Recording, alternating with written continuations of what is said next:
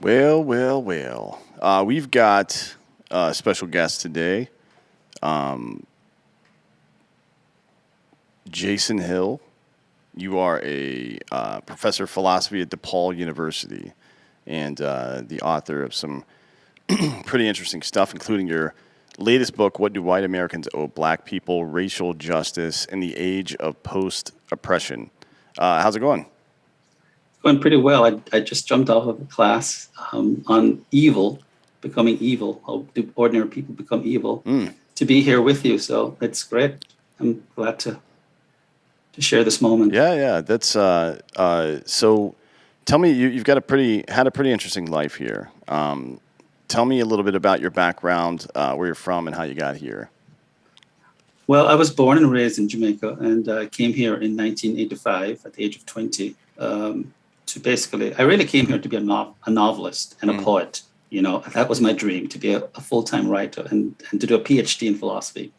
So I came here at the age of 20 with $120 in my pocket, and I hadn't yet. I landed and got a green card, so I came with a green card, a legal immigrant, and with my mother and my grandmother and my brother who came to give moral support. And my mother thought I was too young to be coming, so she wanted to give moral support. So I came here really to get a college education and to pursue a life as then I decided I wanted to be a professor, a philosopher, and a writer. So I came to Atlanta and did a degree, 2 degrees in philosophy and literature. And then I had to work up to 4 jobs to put myself through school. Got a scholarship to do my PhD in philosophy at Purdue. And just fell in love with America from I was a child. You know, I just always loved this great republic, thought it was the most unprecedented phenomenon that God had ever created, and wanted to be an American from I was very, very young. And got my PhD in 1998. And I've been a professor ever since, and have taken it as my vocation now, not just to be a professor, but a public intellectual, and to save the American dream, because I think that this country has been subjected to a lot of Americophobia, and there are people who want to take us down. And part of my new vocational calling as a writer and a public intellectual is to try to do my best to save this republic from the evildoers who are out to destroy this republic. Now, when you say evildoers, I know I've read some of your work before.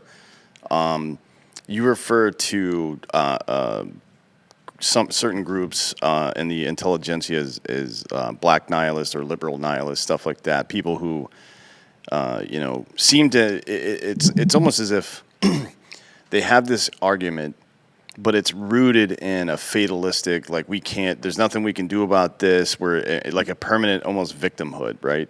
And Yes. that's something that you've like rejected in your practice and your writing for quite some time now.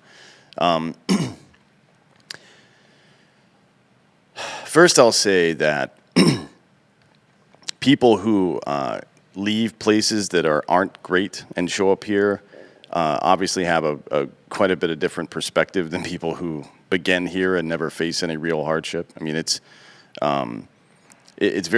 this whole debate over the last 15 years or so has been really interesting to me. How there's been a push by academia and other folks to recognize others' lived experience as not anecdotal but like empirical evidence. You know what I mean? And that's not really reality, but they seem to be, I guess, in my opinion, they seem to be wanting on doing the same thing for people like you, first generation Americans who have seen really bad shit somewhere, right?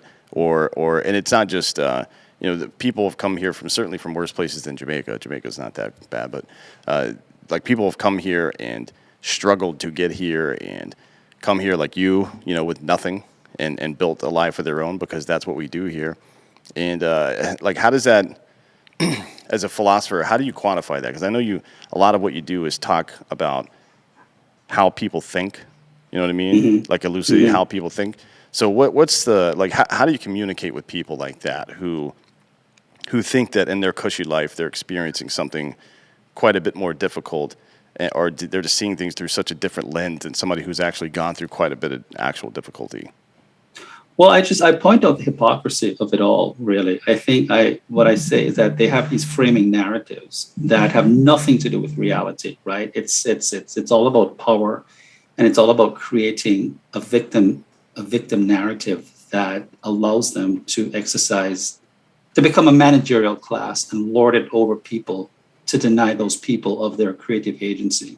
So if you look at the left and what the left has done to this country in terms of Black people, Black people are very resilient people. During slavery, during Jim Crow, they have striven for success. They have built communities, they've built schools, they've built hotels.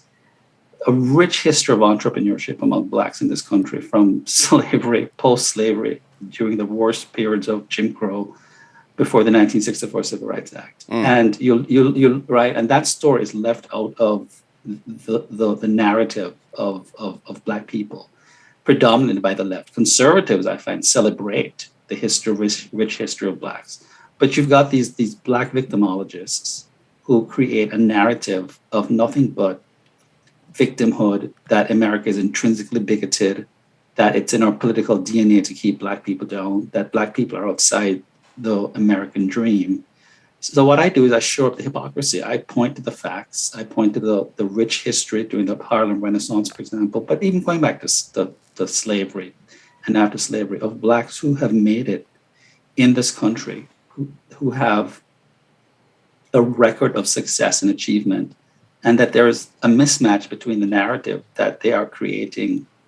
And they're creating this narrative for a couple of reasons. One is to expropriate the agency of Black people, to tell them that you're nothing without a managerial liberal class that will take care of you, that will give you welfare checks, that you can't use your creative agents to solve problems. It's all about buying votes, and it's all about controlling the minds of people and turning them into children, helpless children. And so someone like myself comes along who has never been a victim, will never be a victim. It's just not part of my makeup to be a victim. And they can't make sense of me because the narratives don't match. I mean, I lived in the Deep South for 8 years. I actually lived in Ku Klux Klan County because it was cheap to live there. So I lived among Klansmen. I've taught Klan students in the cornfields of Indiana and Southern Illinois, and have never considered myself a victim. So I've navigated among various subgroups of America. And when I talk about my experiences and how I've dealt with, I've had my share of dealing with racism, that it's not from a victim-centered point of view, that I take control of the situation, I deal with it head on.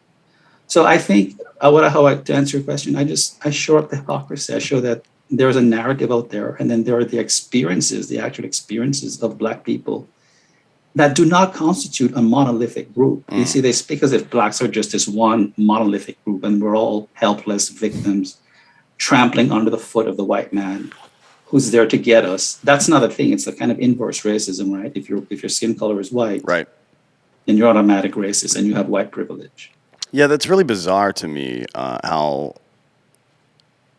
We talk about it here a lot because I like to have difficult conversations because they're necessary, and it's really odd to me that the position of frequently the position of the left is that certain groups of people in our society are completely incapable of finding a job or finding an attorney to start a business or getting ID to vote. And you know what I mean? We've heard about that a lot. It started with affirmative action back in the day, this phrase, the racism of lowered expectations, I guess, or the prejudice of lowered expectations. Bigotry of low expectations. Yeah, bigotry. Yeah, I mean that's been a pretty common theme. Man, it's so bizarre to me that would be the the hill that you die on, right? Like this huge issue that we have in our country, and there is a huge issue, but I want to talk more about it. You do a lot of work on this, so I want to go through some of the paces of what got us here today, right? So from the Atlantic slave trade to present, and then a lot of the things that happened through that period, right? I think it's good to establish a little bit of background before we get into, your premise in the book about what do white people owe Black Americans and so forth. So, can you walk me through, from your perspective? Look, the Caribbean sugar trade was a big part of this, obviously, and it's quite a bit of it in your home country. So, I wonder if you might take me through some of the like key points in history that you think were inflection points for us to get to where we are today. Well, one of the major points I make in my book is that, look, and there's a chapter called How the African Made Himself into a Slave, is that what's also left out of the history books is the huge collusion among Arabs, Africans, and European explorers. That is the slave trade. And Henry Louis Gates, the African-American professor at Harvard, made the point that 90% of the slave trade was facilitated between blacks and white slave traders. That is, the slave trade would not have gotten off the ground unless Africans had engaged in kidnapping, raids, and facilitated this trade. I mean, we have this idea that Europeans arrived on the shores of Africa and just like run roughshod over the continent and kidnapped these Africans. So the Africans were complicit in the slave trade to begin with. They lacked the technological superiority of the Europeans because in some sense they failed to abstract themselves from nature and failed to build a technological civilization that could protect themselves from European encroachment. So they facilitated the slave trade. So there's equal blame to go around. I mean, if people are going to talk about reparations, then they should talk about reparations from sub-Saharan African countries, out of which the slave trade arose. Then the slave trade was slavery was horrific. America was born with a birth defect, which inherited from the British. And what most people don't really talk about is that the miraculous thing is that it was, historically speaking, given the ubiquity of slavery and how it existed since antiquity, how short a period of time between the Declaration of Independence and the emancipation of slavery that was, comparatively speaking. You know, slavery existed in Egypt for thousands of years. Right. I mean, it's existed everywhere for thousands of years, right? For thousands of years, right? And given the 1776 founding of this country, the Declaration of Independence, and the emancipation of slavery after the Civil War, that's a very short period of time, and America deserves credit for that. So a civil war was fought, and I argue that was the first reparative gesture that was made towards blacks. That is, thousands of both black and white soldiers died to free the slaves. And that was our second founding. And the next great third founding of this country was the 64 Civil Rights Act, which I actually called a eugenical moment in America because it not only granted blacks full equality before the law, it told racist white people that you can't use your business as an extension of your living room or as an extension of your sovereign body. Right. We're going to turn you into non-racists. We're going to make the practice of private racism illegal, which is a form of social eugenics, right? So it was a violation of property rights. I argue in the book a reasonable violation given the collusion between the state and private citizens. That is, the state had actually made racists out of non-racist people by these laws that prevented capitalism from really flourishing, which sees no color. So that's the third great founding of this country. And then we had the Great Society, the War on Poverty, which began the downfall of blacks in this country under President Johnson. I mean, it's almost like never let a good tragedy go to waste kind of situation. You know, the media likes to do that, and it's not just politicians. We think of politicians in their form today as like a transient group that people come in and out of it. Although there are a lot of long-term people, but this is just patrician behavior, right? In a different form of government. It's been going on since the beginning of humanity. Anytime, like think about first century Rome, the second triumvirate. Mark Antony is in Egypt, and he's stopping wheat shipments from going to Rome because he wants to instigate a war with who would become Augustus, and it worked, right? I mean, they used the food shortage to instigate a war, and man, it seems like a lot of that stuff goes on, and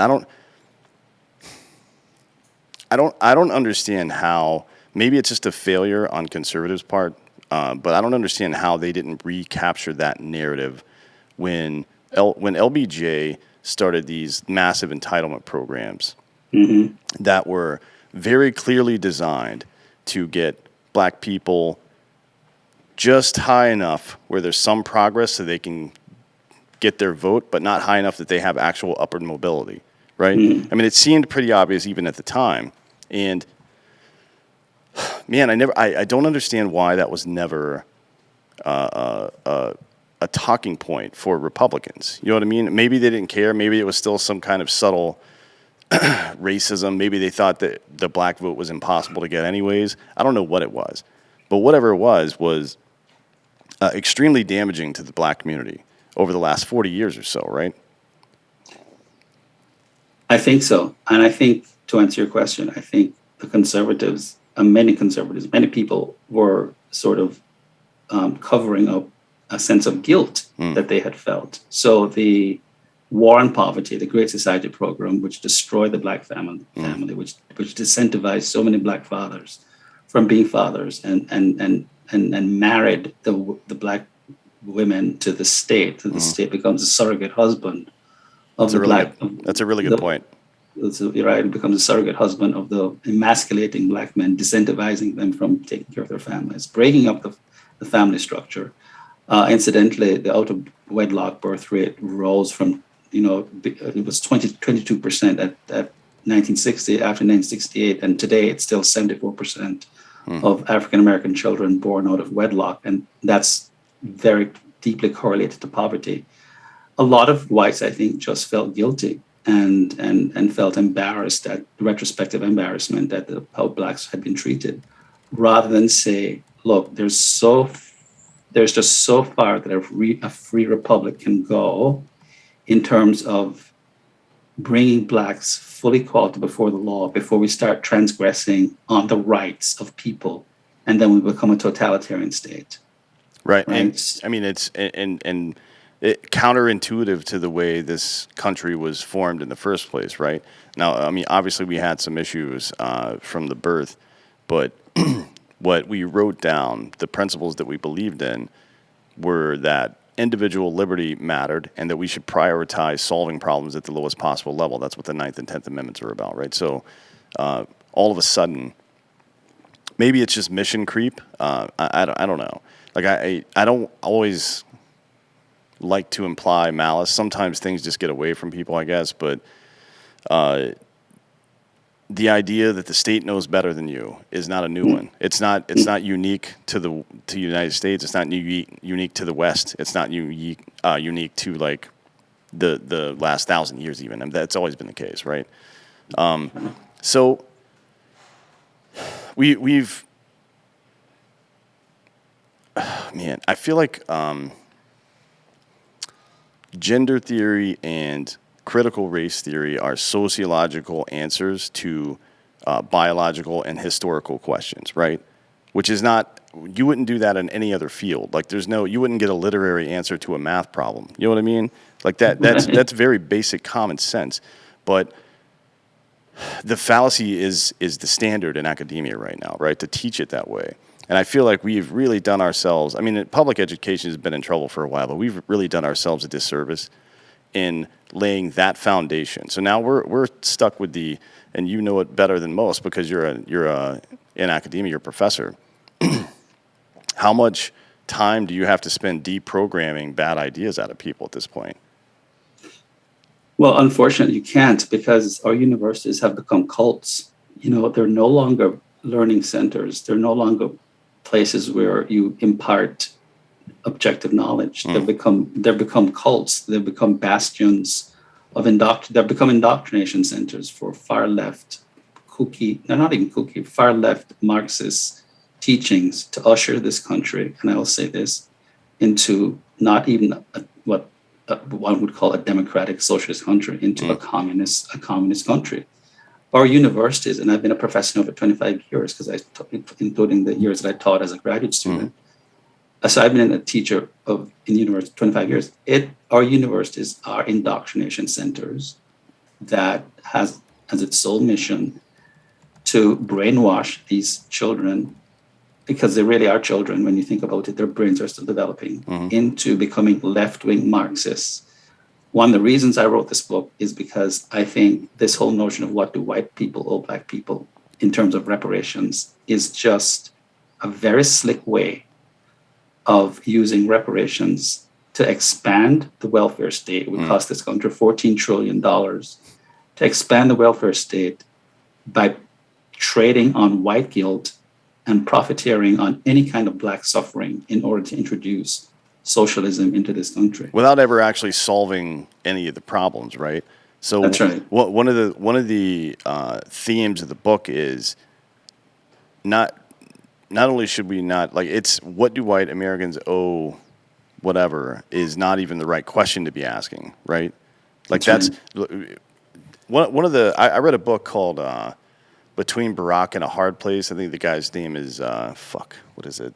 Tim something or other. Tim Weiss, I think his name is. And it was about how he kind of goes through some of the history of race relations, particularly in America.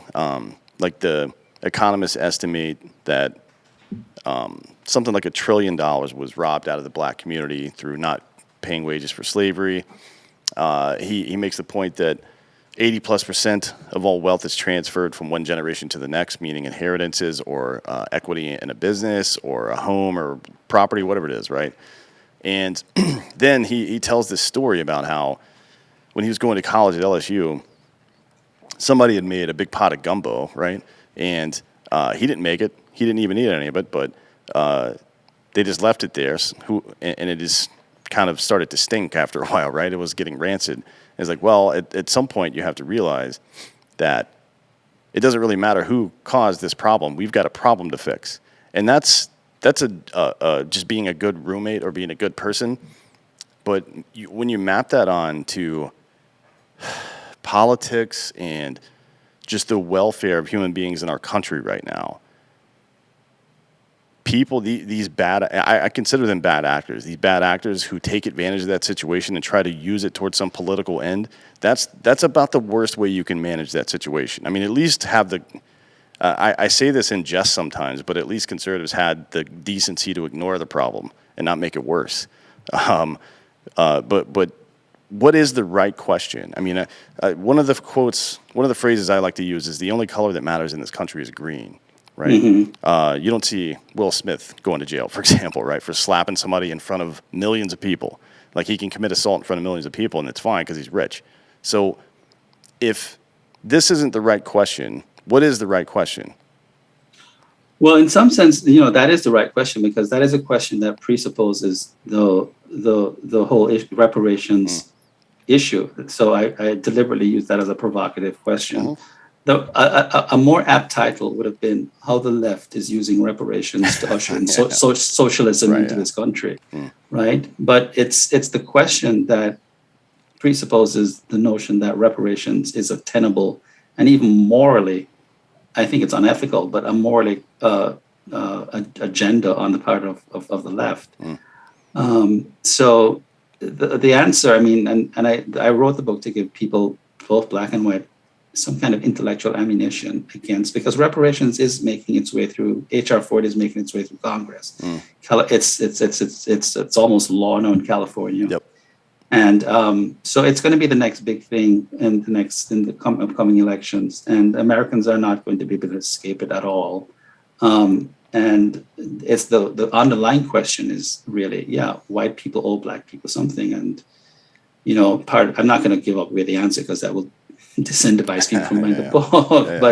But there are lots of things that we owe each other as human beings, and one of the premises that I want to emphasize here is that America was founded on political equality, not economic equality. And this whole reparations movement is meant to establish equity, which is a form of socialism, really, because we're not all equal. We're not equal in intelligence. We're not equal in athletic prowess.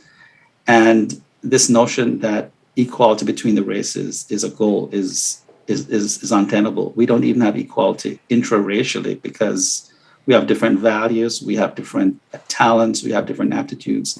How do you redistribute values? How do you redistribute talents, and so on and so forth? So it's really meant to give people ammunition and to inoculate them against the onslaughts that are going to occur when these reparationists get their way in power. So I think that's probably the right question, and the answer is forthcoming. Is in the book. There are various answers that reparations have already been made, and I spell out how the reparative moments were made in this country, and whites really can't go beyond what they've done if we value freedom and liberty in this country as preeminent values, right? I mean, there are just certain inconveniences that we're going to have to live with. And let me say one thing else. This idea of reducing every single disparity, every single asymmetry between the races, whether it's hypertension, whether it's obesity, whether it's diabetes, to racism, causally linking it to racism, is such malarkey. It's this blanket trope that people on the left use as a weapon over mostly white people. That if I'm overweight, or if I've got diabetes, or if I consume too much sugar, that's what the 1619 Project is all about, right? Then it has to be causally traceable back to racism. And that's how they give the reparations movement its moral justification. That because processed foods are cheaper, right? That's racist, I guess. I don't know. Yes. That's a pretty. I mean, there's quite a few rural white people who are quite obese as well. If you don't believe me, come here to Texas. There's quite a bit. Actually, San Antonio is, I think, the fattest city on earth by population. I think it's the fattest city on earth. So, one of the common beliefs held by most people about reparations is that there might be some kind of redistribution, some kind of amount paid from the government of the United States to individuals in the country, right? Now, can you tell me why that's a bad idea? I mean, I know why it's a bad idea. I just want to hear it from your perspective, why you think that's a bad idea. Well, look, there are two things to consider. I think, during the Japanese internment, there are people who lost property because properties were confiscated from them, and they could ostensibly point to properties that were confiscated, and they were given reparations. Right. So if they're Black, and there have been a few cases in Mississippi and other southern states where it was shown that through certain laws passed under Jim Crow, that Blacks were deprived of generationally passing on properties. Those individuals are due reparations administered through the courts of law. Mm-hmm. But the idea that Obama's children, that a surgeon who is a millionaire, that his children are equally deserving of reparations as someone from the south side of Chicago, is absolutely ludicrous. This idea that somehow every single person equally is a victim of systemic racism is problematic, because reparations, I think, is predicated on the idea that systemic racism suffuses every institution in our country. Now, I challenge that. I think that used to be the case. There was a time when systemic racism suffused our institutions. We have moved on. That is not the case. America is no longer, there are individual white supremacists, but America is no longer a white supremacist country. We do not have an ideology that prioritizes the white race any longer as a superior race. So that's out the window. So all the premises on which reparations are predicated, that systemic racism suffuses every institution, so the residual effects of slavery continue to haunt and disfigure Black lives, is completely untenable. So reparations really falls on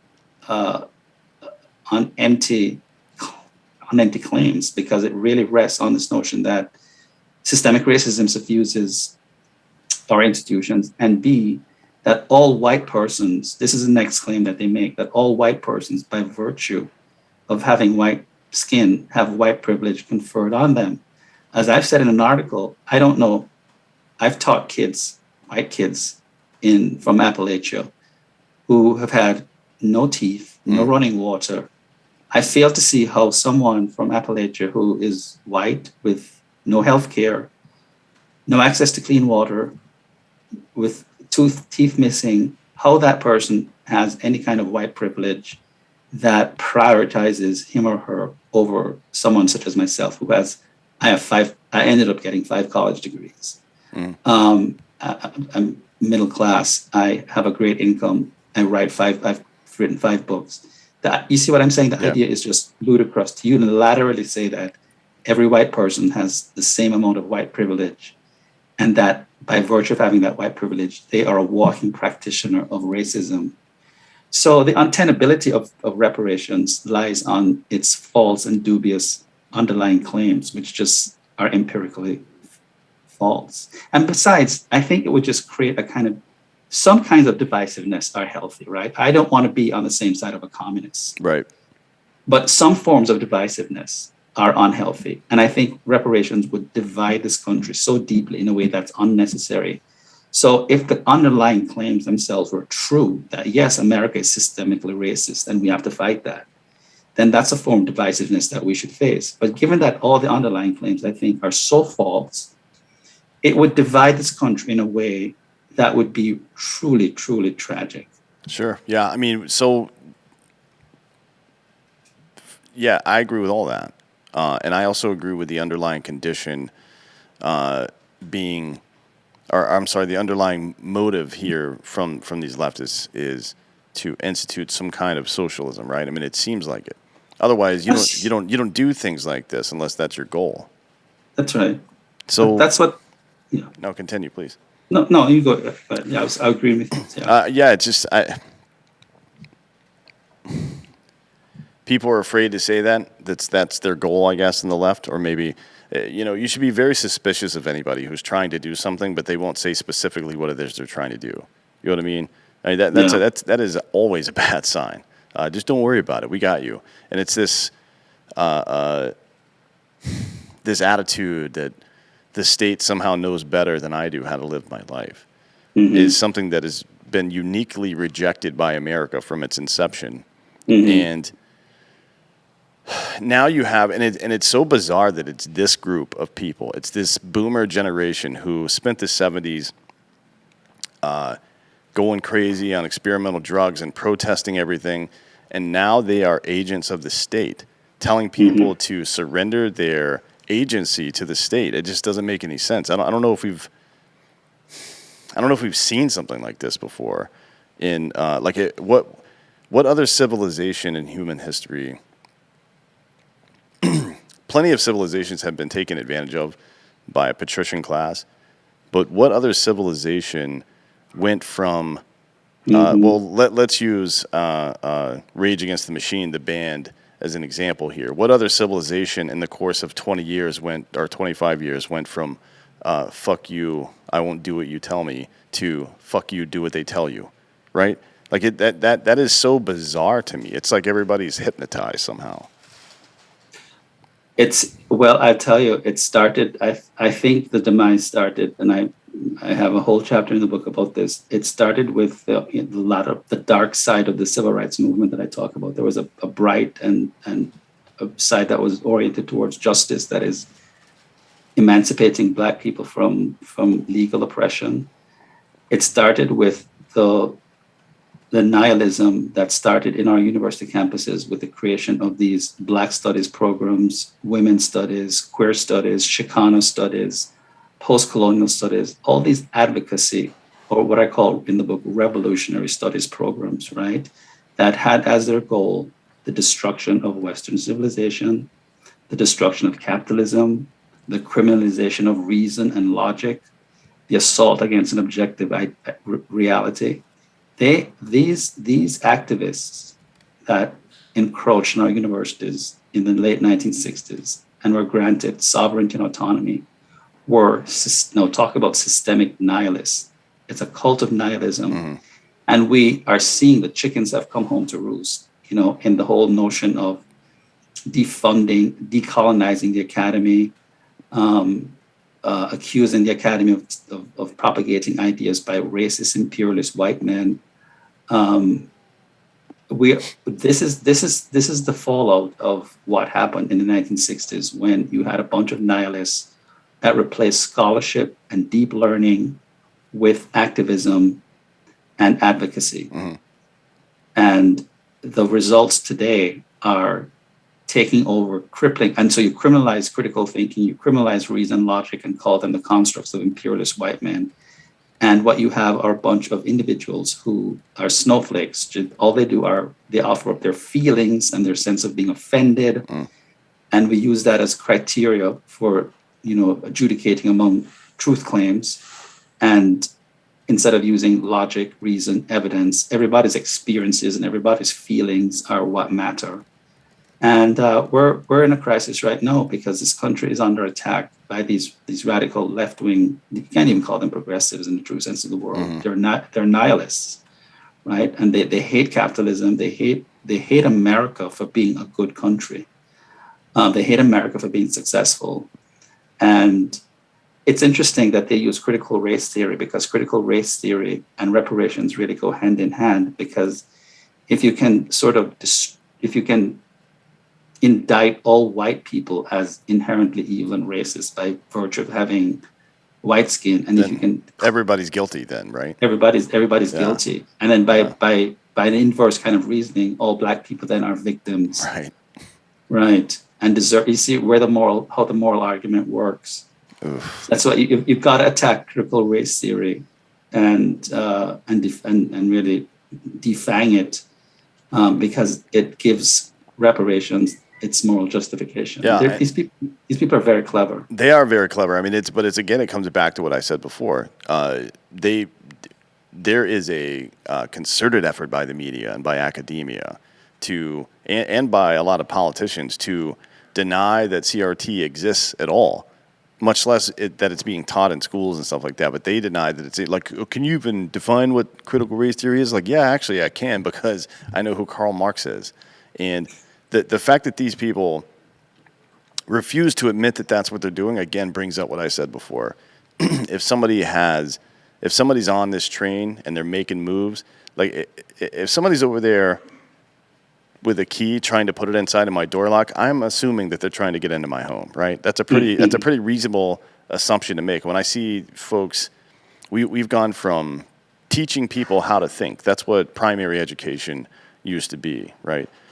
We went from teaching people how to think to trying to program people what to think, which is that's a big problem. It's a big problem that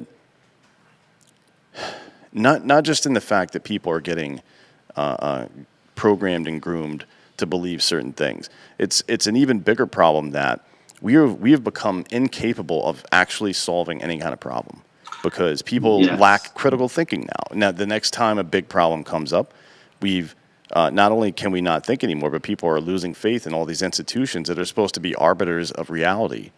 That's right. You know what I mean? That's right. And you said something about fixing problems. One of the things that attracts me to America is that Americans are problem solvers. They fix things. And one of the things that I'm seeing in academia and I'm seeing in this country is just, in fact, my next book is going to be, it's called, I should tell you, Man Haters, Toxic Femininity and the Assault of American Men. Because I think one of the pernicious and nefarious things that's going on in this country is the attack against masculinity, right? And the attack against any attempt to fix problems. And our civilization is a man-made, and I mean that seriously, a mostly male constructed civilization, that where the dirt and the dirty work of maintaining that civilization, from cleaning the skyscrapers to tarring the streets, are done by men. And there's a concerted effort to attack masculinity, to attack men in this country, who are the I'm not saying women are not participants in this, but the problem solvers. So to cripple, you see early on, to cripple all the agents, the actors, the good actors who are the problem solvers, to call them toxic, not just the behaviors of men that are bad, but the expression of any kind of masculinity as toxic, as a way of paralyzing this country. And you paralyze the country, you hold it hostage, you make it ripe for a socialist takeover, which includes crippling people's minds. So there's a method to all of everything. Sort of comes together into an integrated, comprehensive whole. There are none of this is disparate and and unrelatable. They all come into an intelligible when you sit down and look at critical race theory, reparations, the attack against masculinity, the assault against young boys in schools, that should be rambunctious, and the way we sort of neuter young boys from a very early age, the move to non-gender children. This is all well thought out, and I'm not a conspiracy theorist by any means, but it just makes logical sense when you look at the ultimate aims of what these leftists are up to. Sure. I mean, my expertise is warfare, like literal warfare. So when I see something like this, I try to map it out in my brain as if it was some kind of military operation, right? Like a campaign of some sort. And when I see the intelligentsia and politics and the media and this coordinated effort to destabilize and sometimes eliminate, but certainly weaken the institutions that protect us, right? Like, so critical thought is a really important thing. Not just not just for liberty's sake, but again, to solve the problems that arise in our universe, whether they be sociological, psychological, or economic, or whatever, right? Acts of nature, whatever it is. Very important. But the other institutions that have been under attack for some time now, it started with the military back in the day, right? In the 1970s during Vietnam, as if they chose to draft themselves and deploy themselves to Vietnam. Like everybody, people were protesting actual soldiers and not the government. That's very bizarre, right? And there had to be some messaging behind that. Fast forward to the last 5 years or so, it's been police, right? We've had all these attempts to monolith police as some kind of like violent hand of the state. And frankly, look, I've got issues with the way a lot of police handled the last 2 years and mandates and lockdowns and shit like that. But the reality of the situation is that 275 million interactions between police and civilians a year in this country, and less than 0.1% end in any kind of negative way, to include arrest even. So the reality of those situations aren't there. And then the last one is obviously masculinity itself. I mean, that is under attack. And when I see all these things being attacked by a coordinated effort from multiple places, my mind immediately thinks of what I would do if I was trying to isolate a group of people and attack their supply. You attack supply lines and shut them off, and then you attack their quick reaction force, the people that are going to come save them should anything go wrong, and then you launch your attack against them, right? So when I see a population being stripped of its agency, of its critical thought, of the masculine energy that protects it, and then rampant attempts to disarm the population, my brain only goes in one direction. Somebody's going to try to come start some shit at some point, right? That's the, like, your spider sense should be going off right now if you're out there in the universe, especially here in America. We've seen it in Canada with them freezing bank accounts, and now they've got this journalism certification you have to get from the government. Otherwise, you don't get breaks, like tax breaks and stuff. And eventually it'll be that you have to have that certification to, well, it's already it's already the case that you have to have this journalism certification to attend government functions. So you can't report on Parliament or the Prime Minister unless you are approved by the Canadian government. Now, this is just north of us, right here in Canada, which we thought was a republic, democracy, blah, blah, blah as well. Clearly it's not. Or clearly all of these things are just one generation away from going away. Yeah. So I'm not sure. I'm not a conspiracy theorist either. I'm a cynic in a lot of ways, but I'm definitely a skeptic on most stuff. because I want people to, if you've got a theory, prove it, and we'll see if it's right or not. If it's unfalsifiable, then I'm not going to listen. If it's if it's crazy and there's no proof for it, I mean, it's interesting to speculate about, but I'm not going to give it a lot of my time. But this one seems pretty. It seems pretty linear, like you were saying. All these elements are kind of fitting into this puzzle, and it's alarming. It's very alarming. So, what do you see, like from your position in academia, our position in media? What are we doing right now to battle this?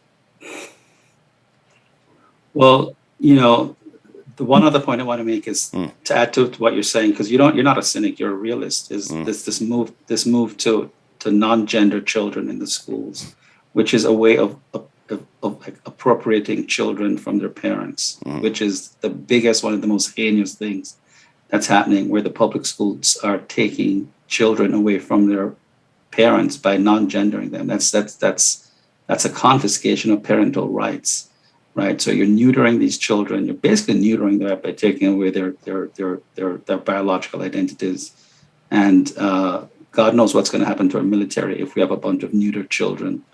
I don't know that the media is doing anything, and I want to say that I have a criticism as an independent conservative myself. I have a lot of criticisms. The left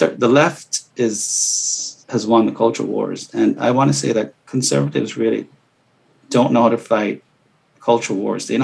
Conservatives think that they can fight everything at the political level. We need to infiltrate Hollywood. We need to infiltrate comedy. We need to infiltrate the arts. Why is there no equivalent of the Pulitzer Prize in the conservative world, or the National Book Award, or the Nobel Prize? I think conservatives have to sort of be more multifaceted in this war, and not just think that they can fight it on the political front. We have to get into Netflix. We have to get into all spheres of life, because people just don't live from the neck up. And one thing that the left is very, very clever at is learning how to fight the culture wars, right? So even in terms of my book, I have had conservatives say, we're not going to review the book because you need to tone it down. It's a little bit too radical. And I'm thinking, are you kidding me?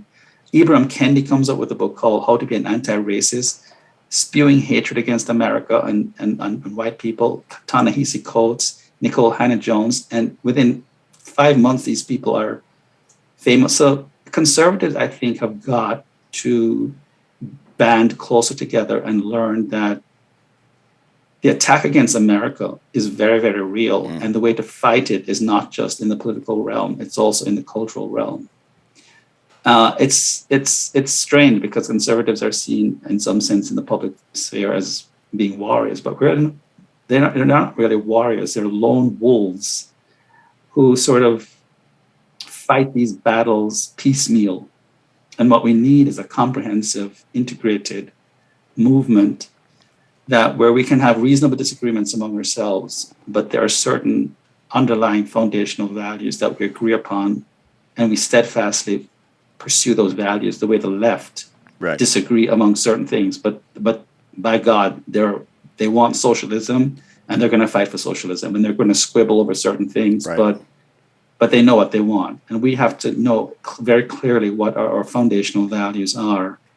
And we can have squabbles among ourselves, but we fight for those values. I think conservatives get into too many piecemeal battles and fight too much among themselves about non-essentials or non-fundamentals. Sure. Yeah. I mean, it's going to be difficult to organize a bunch of people that are individualistic, right? I mean, that's always going to be a problem.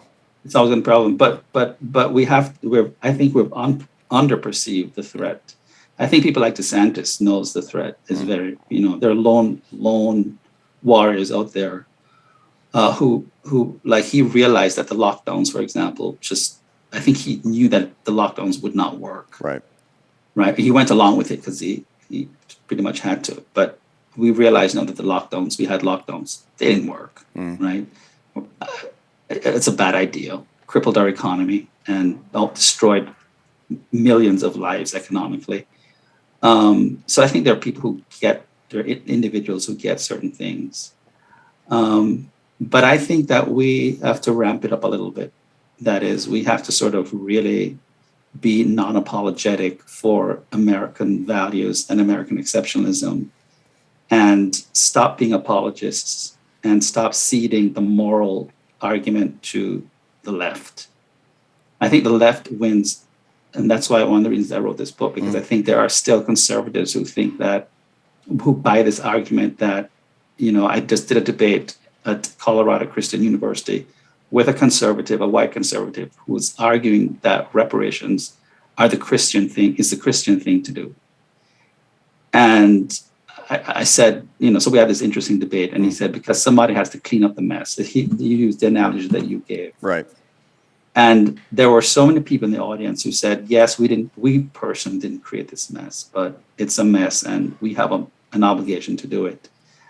And so in some sense, the people on the right, such as myself, I'm just an independent conservative, fiscally conservative, very fiscally conservative, need to sort of really spell out in ordinary language, especially to minorities, that they have conservative values, that if you believe in self-responsibility, self-accountability, that if you believe that your life and your destiny lie in your hands, that you're responsible for your life, the procreation, the reproductive choices that you make are yours and not anybody else's, that really tell people what conservative values are, and that most people, by that definition, would be conservative. But I really think that this is another thing with conservatives, is that they talk among themselves. And I'm just very happy to be on your show. I've been on a lot of podcasts, but it's getting on like the big networks. They talk among themselves, and it's a small cadre of conservatives. I've been on Tucker a couple of times, and Laura Ingraham, but they really need to spread the message more in a much more down-to-earth manner to ordinary people. I think they have sort of abandoned, in the same way that Hillary called Trump supporters deplorables, I think a lot of conservatives have sort of abandoned reasonable people who want a narrative explained to them about what do conservative values consist in, and can recognize themselves in that narrative. I think that's the role that we sort of have to play. Yeah, I mean, you're talking about conservatives in media, but when's the last time you've been here since '85? I don't think we've had a truly conservative president since you've been here. I mean, Trump to some degree, but certainly not George W. Bush. I mean, he presided over the largest expansion of federal government history, and Reagan raised taxes in 5 out of the 8 years he was in office and stuff like that. It was, I mean, by my estimation, it was probably Eisenhower was our last like truly conservative president that had a clearly delineated list of conservative ideals that he believed in, that he through his actions represented. That's what I mean when I say that. People call themselves one thing or another, but I feel like we're lacking in leadership in that position. Maybe a lot of it's probably just due to the groupthink that you're talking about, the small amount of people who think they represent the entirety of the group. A lot of it's probably out of fear. A lot of it's out of ignorance. Maybe some people feel the problem's too big to solve. Like, oh, we're never going to get black people to vote for conservatives, so why even try? Like, that's what kind of attitude is that? You know what I mean? Like, if you're intent on fixing the problem, I honestly believe that conservative economic principles are a much better opportunity to solve these issues than pretty much any other solution you're going to throw at anybody, right? I mean, That's obviously, right. just giving people a bunch of money is not going to do anything for a million different reasons. One, that it would be a small amount of money anyways. Two, just with the time value of money. Like, people that are wealthy know one thing: equity is wealth. Cash is nothing. Like, we have 8.5% inflation right now. The U.S. dollar is not where you want to invest your money, right? So the idea of giving reparations, I mean, the 40 acres and a mule thing, that made sense because that gives you it gives you property, and it gives you an opportunity to build for yourself. You know what I mean? And that's a very conservative principle. The homesteading and building something for yourself. Now you map that onto today's world, and we're talking about, I don't know, building a small business in the digital market somewhere, right? Like that's a very reasonable solution that both that crowdsources, right? Because you're putting this person in a position where they can utilize the giant audience that we've all become, right? And you're also putting it in their hands. Like now you will fail or succeed based on your own merit now. And that's what the Constitution guarantees, not equity, certainly. That's right. That's right. That's Well, right. And also one more thing is, convincing people why, especially in the Black community, not taxing them on that, having a politician or a set of politicians agree that, not taxing people on the income that they would use to send their children to school as a way of just like getting rid of public education in this country, abolishing the teachers' unions, explaining to the people why the unions are more invested in their own self-interest than in the interest of their students, of their children, right? And just sort of explaining in very practical and real terms how taxing lower businesses is in the interest of the average American citizen because it opens up pathways towards employment. But we have politicians who are really screaming at each other rather than sort of creating these narratives and going around and having town hall meetings with ordinary citizens explaining how these policies, these conservative policies, are rather in their rational, economic, and ultimately spiritual well-being. That's the legwork that needs to be done. I mean, that's part of what I try to do with my articles that I write, for a larger audience. Well, it's good work you're doing. So thank you for coming today. We got to wrap this up. Make sure you go check out Jason D. Hill, DePaul University. Check out his Twitter and get the new book. It's on pre-order now. What Do White Americans Owe Black People? Racial Justice in the Age of Post-Oppression. Thank you a lot for coming today. We really appreciate it. Thank you for having me. It's Yes, my sir. pleasure. All right. Thank Have a good day. You too.